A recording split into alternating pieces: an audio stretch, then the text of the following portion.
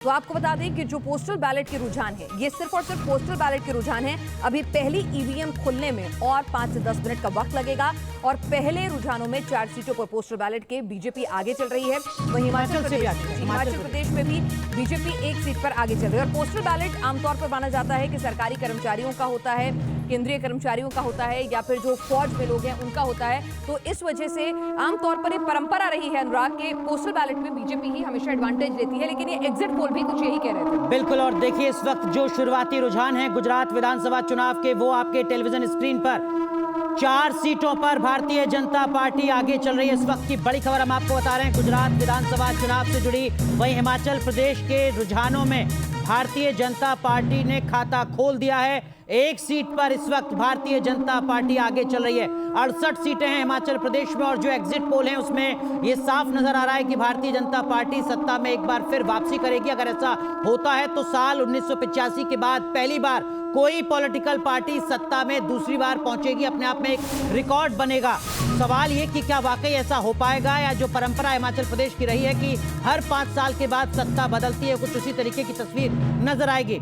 Screen पर इस वक्त आप देख रहे हैं, देखिए रुझान बहुत तेजी से आगे बढ़ रहे हैं। हिमाचल प्रदेश में 2 सीटों पर बीजेपी आगे बढ़ चुकी है। वहीं गुजरात में अब आंकड़ा बढ़ चुका है, 6 सीटों का रुझान आ चुका है। 5 पर बीजेपी और 1 पर कांग्रेस पार्टी।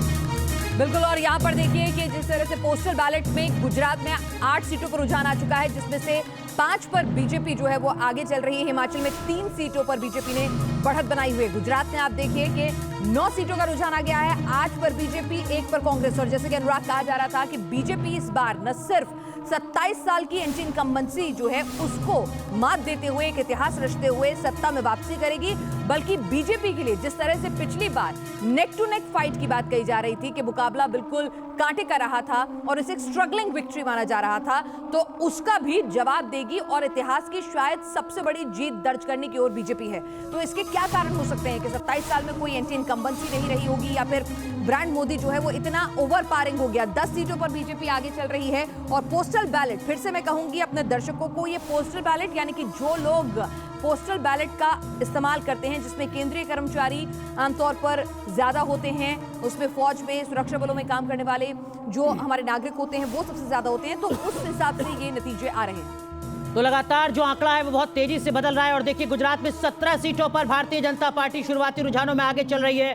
कांग्रेस सिर्फ 2 सीटों पर बढ़त बनाए हुए है। इस वक्त का जो ताजा आंकड़ा है आपकी स्क्रीन पर वो इस वक्त हम आपको दिखा रहे हैं। 17 सीटों पर बीजेपी, 2 सीटों पर कांग्रेस। और जरा देखिए हिमाचल प्रदेश की क्या कुछ टैली है वो भी आप जान लीजिए। भारतीय जनता पार्टी 68 में से 5 सीटों पर बढ़त बना रही है। शुरुआती रुझान में कांग्रेस पार्टी का हिमाचल प्रदेश में खाता तक नहीं खुला है। इस वक्त की बड़ी खबर, इस वक्त का बड़ा आंकड़ा, क्या यही नतीजों में तब्दील होगा? बड़ा सवाल ये पिनाज।